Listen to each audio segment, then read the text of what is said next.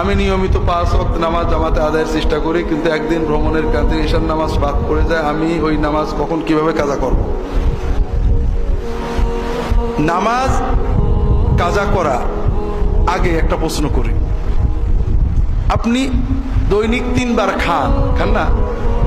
একদিন সন্ধ্যার পরে ক্লান্ত হয়ে ঘুমায় পড়েছেন, রাত্রে ডিনার বা রাতের খাওয়াটা কাজা হয়ে গেল, ওটা কখন খাবেন? পরের দিন ডিনারের সময়, ঠিক না? কখন খাবেন বলেন না? যখনই ঘুম ভাঙবে তখন কি করবেন? তাড়াতাড়ি খেয়ে নেবেন। খাওয়া বেশি গুরুত্বপূর্ণ না সালাদ বেশি গুরুত্বপূর্ণ? এটা হলো এখানের খাওয়ার, আর এটা হলো এখানের খাওয়ার। কাজেই ইমানের দাবি হলো খাওয়া কাজা হবে না যে কোনো ভাবে। আল্লাহ সব তাইসির দিয়েছেন।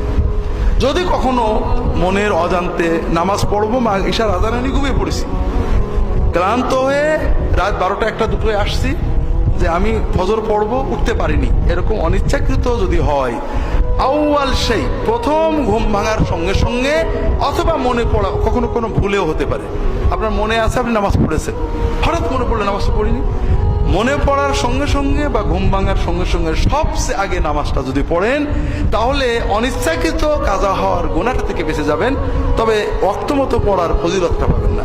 আর যদি মনে হওয়ার পরেও দেরি করেন অথবা উঠার পরও দেরি করেন, তাহলে আরো বড় ভয়ানক গুনাহ আপনার আমলনামায় যাবে।